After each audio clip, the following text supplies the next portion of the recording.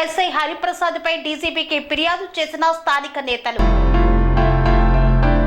వనపర్తి జిల్లా పెబ్బేరు ఎస్ఐ హరిప్రసాద్ రెడ్డి అరాచకాలపై డీజీపీ జితేందర్ కి ఫిర్యాదు చేశారు. BC political JAC state chairman Rajala Yugender Goud అనంతరం మీడియాతో మాట్లాడారు.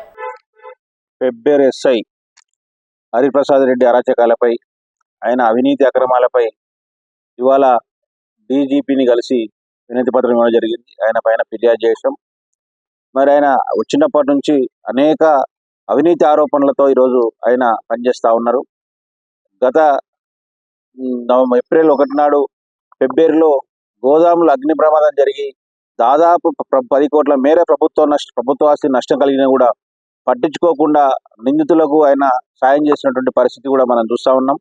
అదేవిధంగా అనేక ల్యాండ్స్ కానీ, తర్వాత రేషన్ బియ్యం మాఫియాలో కానీ, తర్వాత ఇసుక ట్రాక్టర్లతోన నెలకు దాదాపు ఒక 10 లక్షల వసూళ్లు కానీ, ఇవన్నీ కూడా అనేక ప్రధాన పత్రికల్లో వెలుగులోకి వచ్చినా కూడా వనపర్తి జిల్లా అధికారులు మాత్రం అతని పైన ఎటువంటి కూడా చర్య తీసుకోకపోవడంతో ఇవాళ డీజీపీని కలిసి ఫిర్యాదు చేశాం.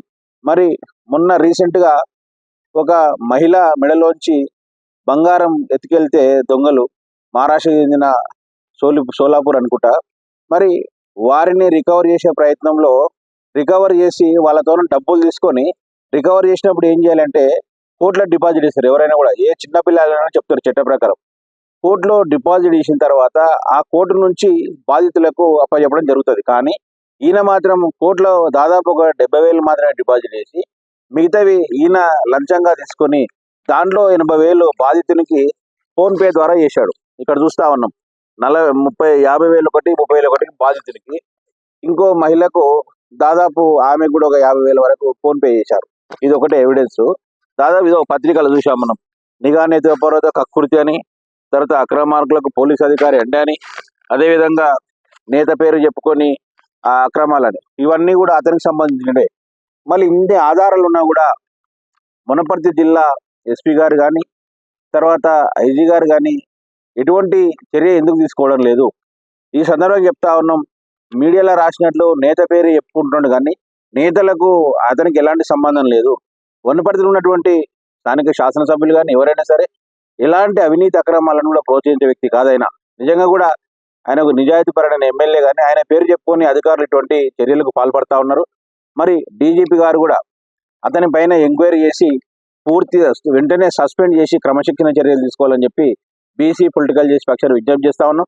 దీనికి సంబంధించిన లావాదేవీలు కానీ, తర్వాత ఆయన తీసుకున్న ఇంకా కొన్ని లంచాలకు రూపంలో డబ్బులు కానీ, తర్వాత ఆయనకు బాధితులతో మాట్లాడిన కాల్ రికార్డ్స్ కూడా అన్ని కూడా ఇవాళ డీజీపీ గారికి మేము ఇవ్వడం జరిగింది. మీడియాకు కూడా అందజేస్తాం. ఎందుకంటే వింటుంటే మనకే అనిపిస్తుంది ఏ విధంగా మాట్లాడుతున్నాడు.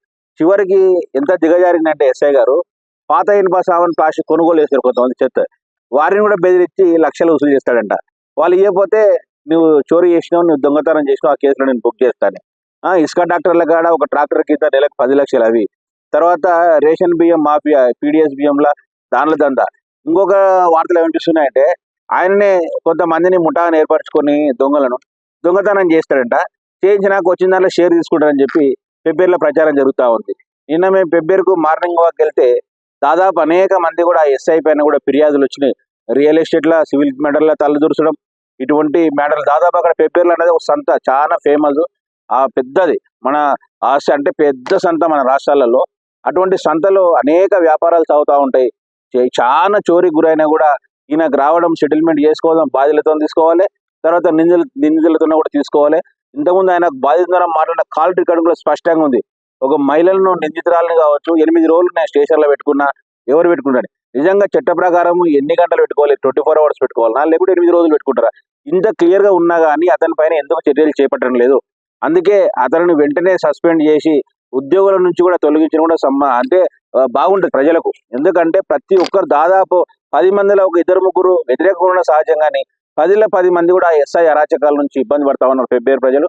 మరి ఈరోజు ప్రజాప్రభుత్వంలో ఈరోజు ప్రజలకు మంచి చేయాలని చూస్తున్నటువంటి ముఖ్యమంత్రి కానీ, మంత్రులు కానీ, స్థానిక ఎమ్మెల్యే గారు కానీ ప్రజలకు అందుబాటులో ఉంటూ ఈరోజు ప్రజా అవసరాలు తీర్చడానికి కృషి చేస్తూ ఉంటే ఇటువంటి చీడపురుగులు కూడా వారికి ఇబ్బంది కలిగేలా వీరు చేస్తూ ఉన్నారు. కాబట్టి అటువంటి చీడపురుగులను కూడా సహించకుండా వెంటనే వారిపైన క్రమశిక్షణ చర్యలు తీసుకోవాలని మరొక్కసారి మేము విజ్ఞప్తి చేస్తా ఉన్నాం.